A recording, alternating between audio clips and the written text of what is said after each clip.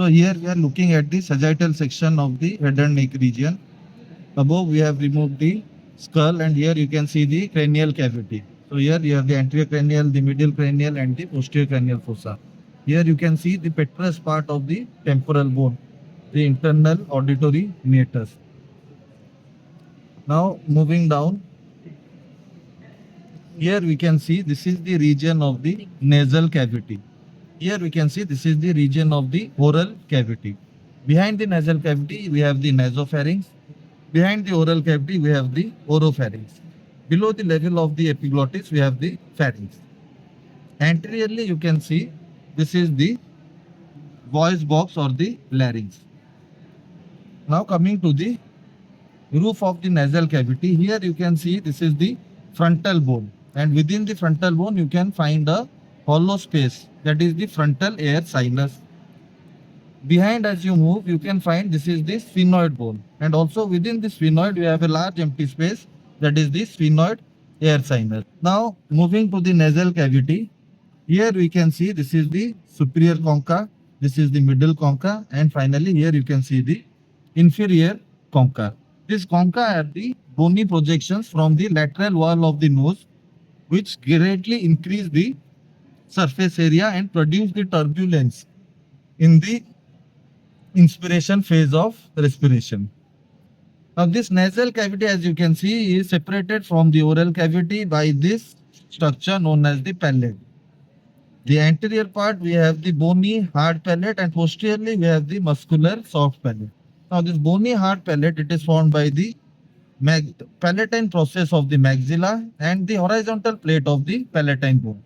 Posteriorly you have the muscular part which is forming the soft palate. Here you can see the musculus uvulae or the uvula.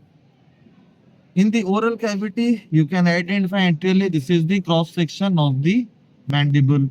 Posteriorly there is the presence of the genial tubercles. These genial tubercles, from here arise the fan-shaped muscle known as the genioglossus. This is known as the safety muscle of the tongue, as it prevents the backward falling of the tongue when a person is unconscious.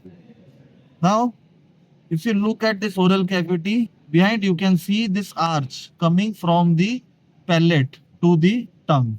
So this is the palatoglossal arch through which the fibers of the palatoglossus move. So we saw two extrinsic muscles of the tongue, that is the genioglossus, the palatoglossus.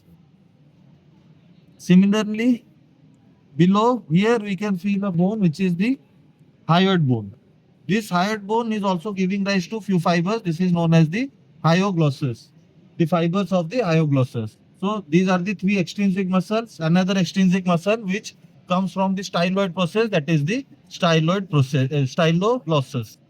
Apart from that, you have a large number of intrinsic muscles present in the tongue. That is the vertical muscles, the superior and inferior longitudinal muscles, and the transverse muscles. They all help in changing the shape and size of the tongue.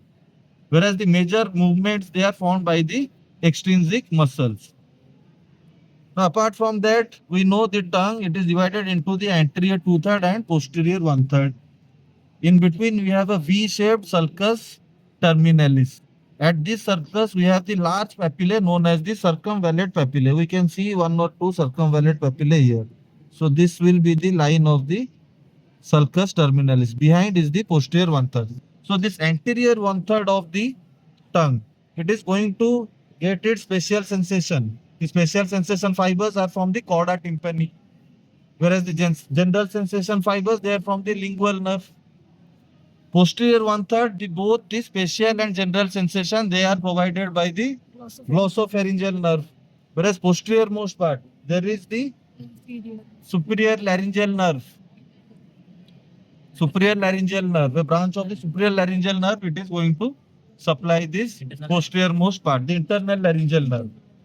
The internal laryngeal nerve, that is a branch of the superior laryngeal nerve. So this tongue, it is having its different parts of supply. Similarly, in the midline, we get a part known as the foramen cecum, so the place where this sulcus terminalis meets the apex. There you will have a foramen known as the foramen cecum. From the foramen cecum, the development of thyroid gland takes place. Now moving backwards, here you can see this is the oropharynx. Here you can see this is the epiglottis. From the epiglottis, you can see these mucosal folds moving towards the tongue. So these are the glossoepiglottic fold. Since this is the midline, here was the presence of the medial glossoepiglottic fold. So between the lateral and medial glossoepiglottic fold, we have a space that is the vallecula. That is known as the vallecula. Now, below this epiglottis, we can see the beginning of this. This is the larynx or the windpipe, the voice box. Posteriorly, you can see this is the pharynx, the laryngopharynx, which continues as the pharynx and esophagus. So anteriorly, you can see this is the cross section of the thyroid cartilage. Posteriorly, below that, you can see the cross section of the anterior arch of the cricoid. Posteriorly, here you can see the cross section of the posterior lamina of the cricoid. Above the posterior lamina of cricoid, you have the arytenoid cartilage. So if you look here, bring this side. So in this sagittal section, if you look here, you can see this is the tongue, this is the epiglottis. Here you can see the glossoepiglottic fold. Here you can see this is the epiglottis, the glossoepiglottic fold. This space is the vallecula between the median and lateral glossoepiglottic fold. Here you can see posteriorly we have the esophagus, anteriorly we have the larynx. This is the cross section of the thyroid cartilage. This is the cross section of the thyroid cartilage. Posteriorly you have the cross section of the lamina of the cricoid cartilage. This is the lamina of the thyroid. Here you can see this is the cricoid cartilage. So at the apex of the cricoid cartilage, what we had seen, there is a presence of a pyramidal cartilage. So this is the arytenoid cartilage. Above the arytenoid, you have the corniculate and the cuneiform. They are lying within the aryepiglottic fold. So here this one is the aryepiglottic fold. This is the arytenoid, the aryepiglottic fold, and within that you have the corniculate and the cuneiform cartilages. Now, as we move into the larynx, we can see these two folds, the vestibule and the vocal ligament. The vestibule and the vocal ligament. So this vocal ligament, this is the vocal cord which is going to produce the sound. Vibrations are produced by the tension and relaxation of this vocal cord. As the wind passes through it during respiration, the voice is produced during which part of respiration? During expiration. So when you expire the wind or air at a very high pressure, it starts moving upwards and tenses against vocal cords. It will produce the vibrations which will lead to the production of sound. Now these are the false vocal cords or the vestibular ligament. This region, this will be covered by the respiratory epithelium.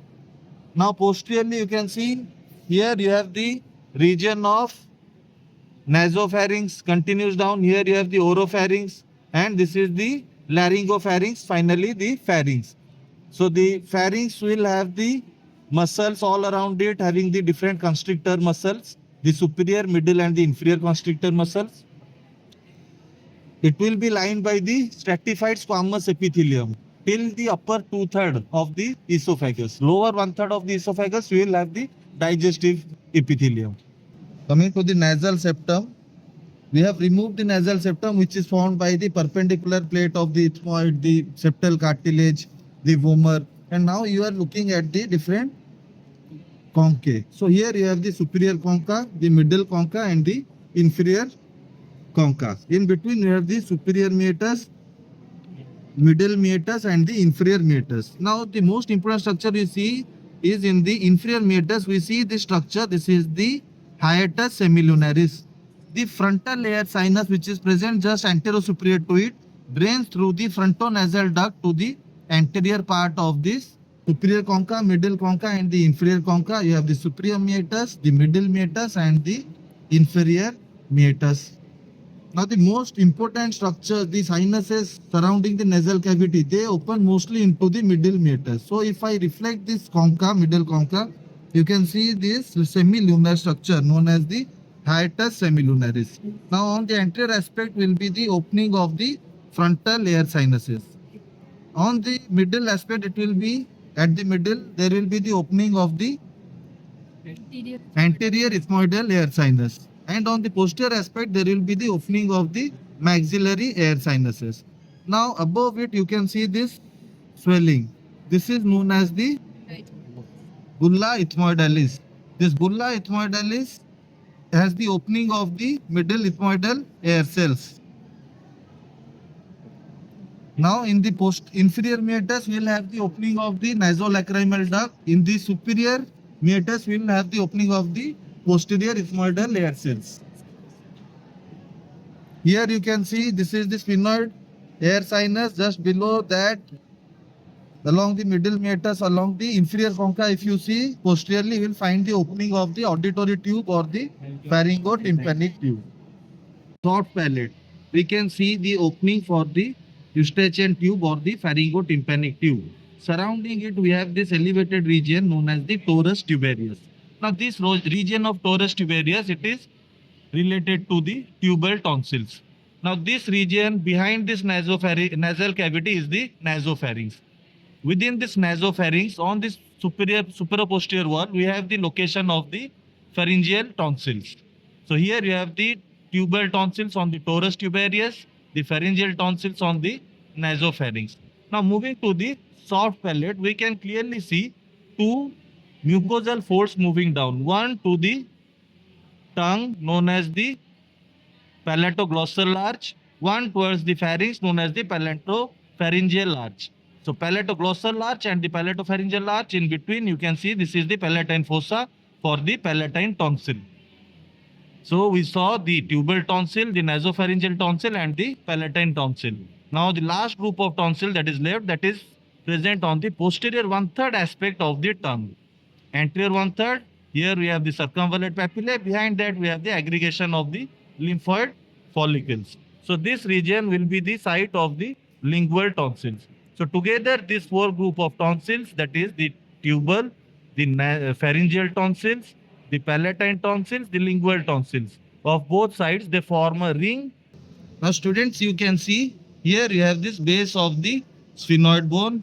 Here you had the fossa for the pituitary gland, but this person, this cadaver, this has some abnormalities. You can see maybe the pituitary adenoma which has completely destroyed this sphenoid bone. Here was the fossa for the pituitary. Now moving down, here you can see the cross section of the vertebral column. So below this body of the sphenoid, we have here you can see this is the anterior arch of the C1 vertebra. Below you can see the body of the C2 vertebra, the C3, C4, C5. So what is this bone? This is cross section of the odontoid process of the C2 vertebra. Now behind that you can see the central canal for having the spinal cord. You can also see the spinal nerves originating from the spinal cord. So here you can see the roots, the nerve rootlets moving out from the spinal cord. They move laterally and they will pass out through the intervertebral foramen to supply their respective dermatomes. Posteriorly, you can see the cross section of the spines of the vertebra.